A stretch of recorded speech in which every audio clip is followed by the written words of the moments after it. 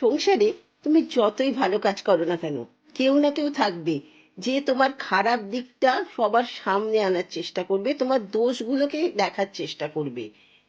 কিন্তু আমি ওকে ওই অধিকারটা কেন দেবো যেখানে দাঁড়িয়ে ও আমার খারাপ দিকটা সবার সামনে আনতে পারে? তো ও যাই বললো নাই বললো, আমি ওকে বললাম ঠিক আছে বাবা, থ্যাংক ইউ, আমার ভুল হয়েছে বলে আমি চুপ করে গেলাম।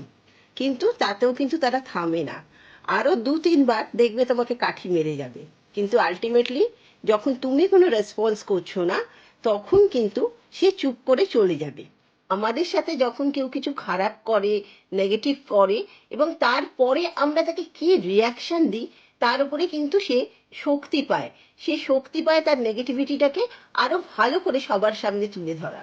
জীবন থেকে আমি একটা বিশাল জিনিস শিখেছি, ক্রিটিসিজম যদি সত্যি হয় সেটা অ্যাকসেপ্ট করে নাও, কিন্তু সেটা যদি মিথ্যে হয় তাহলে তাকে পাত্তাও দিও না। নিজের মতো নিজের জীবনে এগিয়ে চলো। অন্য লোক আমাকে যদি আজেবাজে কথা বলে, তাকে আমি আরো চারটে আজেবাজে কথা বলে তাকে এই শক্তিটা কেন দেবো যে সে আমার ব্যাড সাইডটা সামনে আনবে?